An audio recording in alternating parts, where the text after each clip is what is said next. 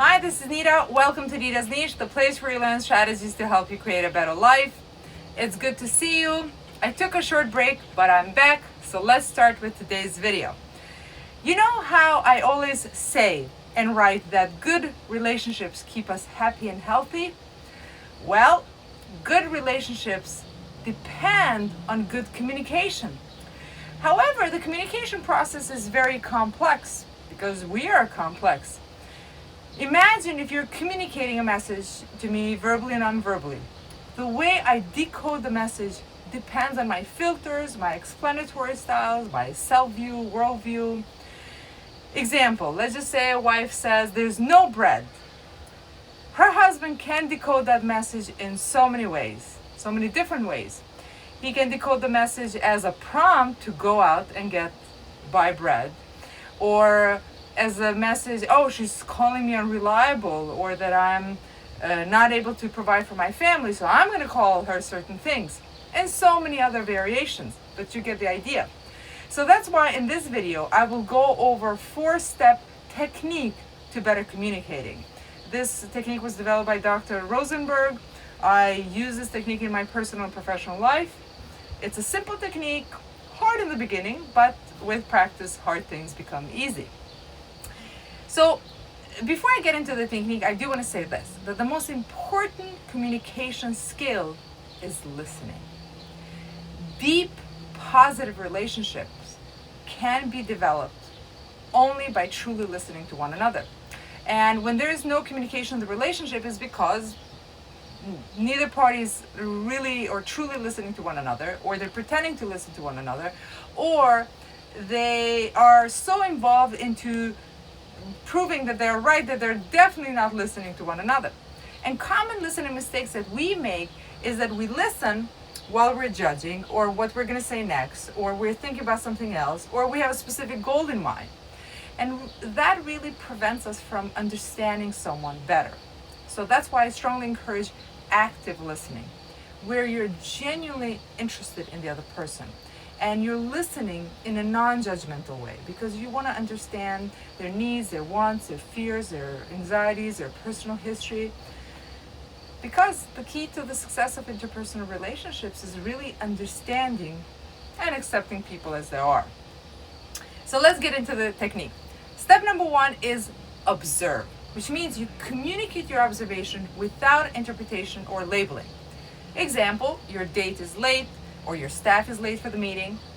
So you simply observe, he is late. Now, if you add interpretation, you can say, oh, he's late because he doesn't care for this date, or she's late because she doesn't care about the meeting. But step number 1 requires to simply express your observation. Step number 2, express your feelings. Understand your emotions and express your feelings.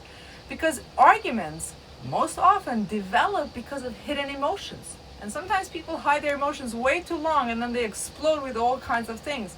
No, you express your feelings. So in the case of your date being late, you say, I feel frustrated or sad or whatever it is. I feel annoyed that you were late because it makes me wonder that you don't want to spend time with me, or whatever the situation might be. Step number 3 is needs. So step number 1, observe. Number 2 is feelings. And number 3 is needs. Express your needs. Communicate your needs. I can't emphasize this enough. Needs are very important. Here's a question for you. How do you feel when your needs are not met? Let me guess. Feel angry, sad, hurt, disappointed, anxious, concerned.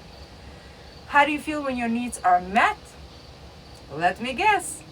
You probably feel either happy or appreciated or joyful, pleased, relieved. Yeah, it feels good when our needs are met. So that's why it's very important that you communicate your needs.